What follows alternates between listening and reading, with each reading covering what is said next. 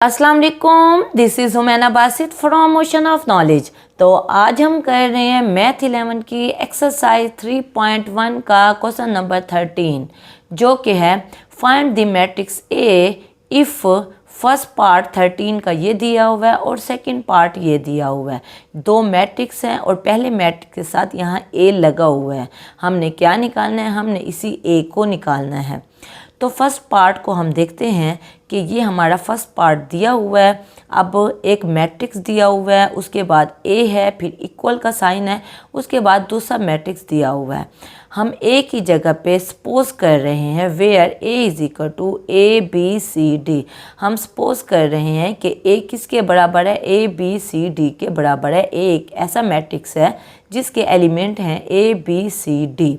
तो इसलिए हमने इस ए की जगह पे ए बी सी और डी लगा दिया। अब क्या है? अब हमने मल्टीप्लाई करना है। दो मैट्रिक्स हैं और दो मैट्रिक्स आपस में मल्टीप्लाई हो रहे हैं। तो मल्टीप्लाई करने का जो मेथड होता है, पहली रो पहला कॉलम, पहली रो पहला कॉलम, यानी 5 को ए से मल्टीप्लाई करेंगे, बीच में प्लस आता है।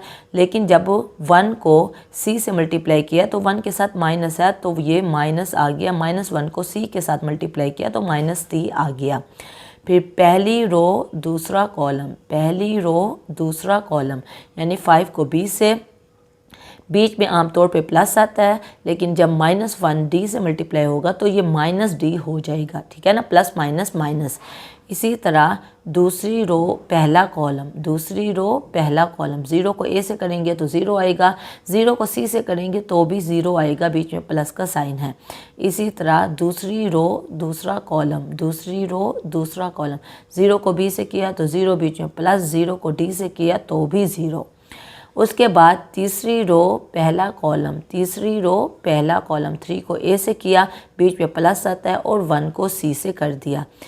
तीसरी रो दूसरा कॉलम, तीसरी रो दूसरा कॉलम, 3 को बी से मल्टीप्लाई किया, बीच में प्लस आ गया, और 1 को डी से मल्टीप्लाई कर दिया। ठीक है, और इधर वाला मैट्रिक्स वैसे ही आ रहा है। 5a माइनस सी, 5a माइनस सी ही रहा, 5b माइनस डी वो भी वैसे रहा, 0 + 0 0 रहा, 0 + 0 0 रहा, 3a + c भी वैसे ही रहा, और 3b + d भी वैसे ही रहा, इज़ इक्वल टू 3 - 7 0 0 7 और 2 वैसे ही रहा।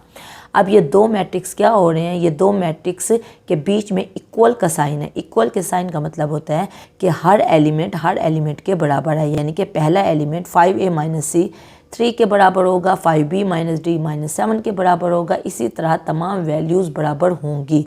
By definition of equal matrices, equal matrix की डेफिनेशन के हिसाब से पहला एलिमेंट पहले एलिमेंट के बराबर होगा, दूसरा एलिमेंट दूसरे एलिमेंट के बराबर होगा, तीसरा और चौथा वैसे ही 0 0 हैं, और फिर ये फिफ्थ एलिमेंट 3a + c 7 के बराबर होगा, और 3b + d 2 के बराबर होगा। तो देखें, यही हमने कर दिया। पहले को फर्स्ट का नाम दे दिया, इसको सेकंड का नाम दे दिया, इसको थर्ड का नाम दे दिया, और इसको फोर्थ का नाम दे दिया। 3b + d 2 के बराबर है। ठीक है ना।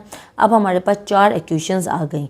अब हम क्या कर रहे हैं? हम ऐड कर रहे हैं इक्वेशन 1 और 2 को। इक्वेशन 1 और 2 को हम ऐड कर रहे हैं। हम ऐड क्यों कर रहे हैं? क्योंकि हम चाह रहे हैं कि ए बी सी और डी की वैल्यू निकले। तो हमने देखा कि फर्स्ट इक्वेशन में सी के साथ माइनस है और सेकंड इक्वेशन में सी के साथ प्लस है। जब इन दो इक्वेशन को हम ऐड करेंगे, देखें अगर ऐड करके देखते हैं, हम ऐड करेंगे तो -c + c से क्या हो जाएगा? वो कट जाएगा। तो 5a + 3a क्या बन जाएगा? 8a बन जाएगा। यहाँ हमारे पास 8a आ जाएगा, और यहाँ 7 + 3 10 आ जाएगा। देखें, यही बात लिखी हुई है। एडिंग इक्वेशन 1 और 2, 8a = 10 हो गया। ठीक है ना, c से कट गया। अब क्योंकि हमें a की वैल्यू चाहिए, 8 जो है a से मल्टीप्लाई हो रहा है, उधर जाके डिवाइड हो जाएगा, यानी 10 के नीचे चला जाएगा। अब 8 और 10 दोनों 2 के टेबल में आते हैं। 2 4 = 8 और 2 5 = 10, तो a की वैल्यू निकल आई 5/4। अब ये किसकी वैल्यू निकली है? ये हमारे पास a की वैल्यू निकल आई है। अब a की वैल्यू हम इक्वेशन 2 में पुट कर रहे हैं। हम कह रहे हैं पुट a = 5/4 इन इक्वेशन 2। देखें, जहाँ a नज़र आएगा वहाँ पे हम 5/4 पुट कर देंगे। तो देखें इक्वेशन 2 क्या है? 3a + c = 7।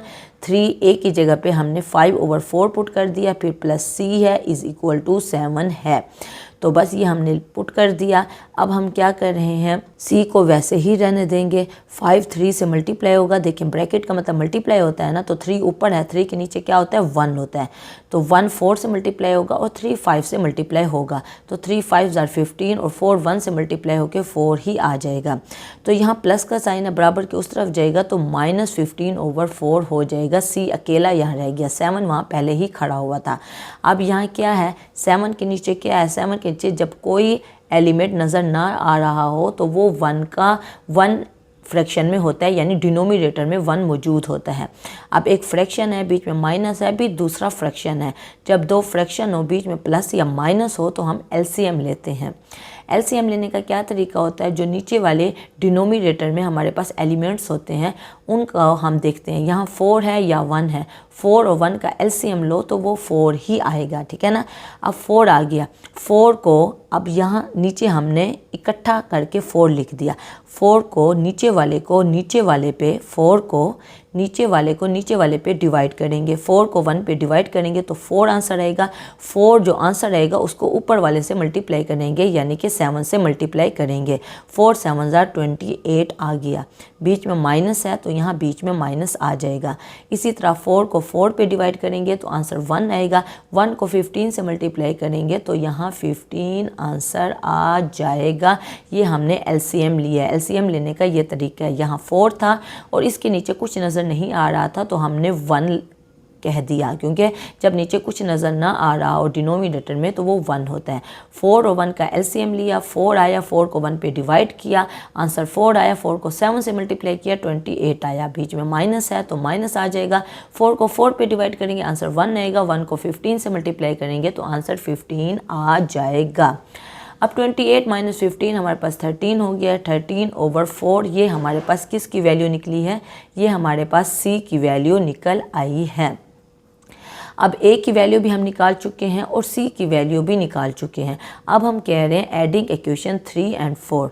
3 और 4 को हम ऐड कर रहे हैं। हम क्यों ऐड कर रहे हैं, देखिए यहाँ डी के साथ माइनस है और यहाँ डी के साथ प्लस है तो जब हम ऐड करेंगे तो डी से कट जाएगा और हमारे पास बी की वैल्यू निकल आएगी।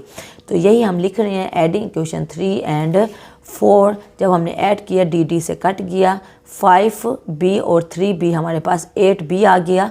8b = -7 और +2, तो क्या आ जाएगा -5 आ जाएगा जब 3 और 4 को हम ऐड करेंगे। 8b = -5 है, b के साथ 8 मल्टीप्लाई हो रहा है, 8 को डिवाइड करेंगे वो 5 के नीचे चला जाएगा, यानी 5/8 आ जाएगा। ये किसकी वैल्यू निकली है, ये इक्वेशन 3 और 4 से हमारे पास b की वैल्यू निकल आई है। अब हमने किसकी वैल्यू निकालनी है, अब हमने d की वैल्यू को निकालना है। तो b की वैल्यू को हम इक्वेशन 4 में पुट कर रहे हैं। तो देखें 3b की जगह पे हमने क्या पुट कर दिया, -5/8, फिर +d है और = 2 है, ठीक है ना। तो हमने ये लगा दिया।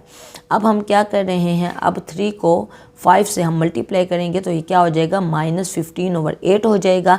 d की वैल्यू चाहिए, -15/8 को बराबर के उस तरफ ले जाएंगे तो ये +15/8 हो जाएगा।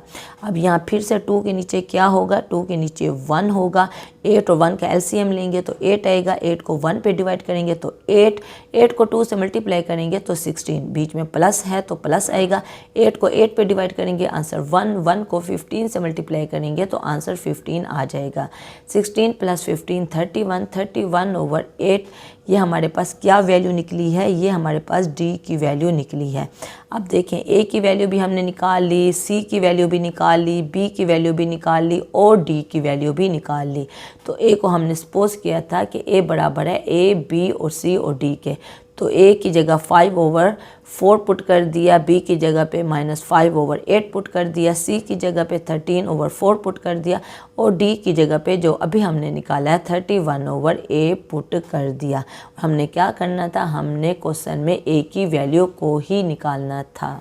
तो इसी तरह सेकंड पार्ट है, सेकंड पार्ट में भी हमने a की वैल्यू को निकालना है। तो हम क्या करेंगे, a को हमने सपोज कर दिया कि a बराबर है a, b, c, d, e और f। हमने इस शक्ल में क्यों लेके आए, देखें हमने बराबर के दूसरी तरफ देखना होता है कि ये हमारे पास किस शक्ल में है। इसमें 2 रोज़ हैं और 3 कॉलम है, ऐसे ही है ना, 2 रोज़ और 3 कॉलम। तो इसीलिए हमने ए जो लिया वो भी 2 रोज़ और 3 कॉलम की शक्ल में लिया, ABCDEF, ठीक है ना।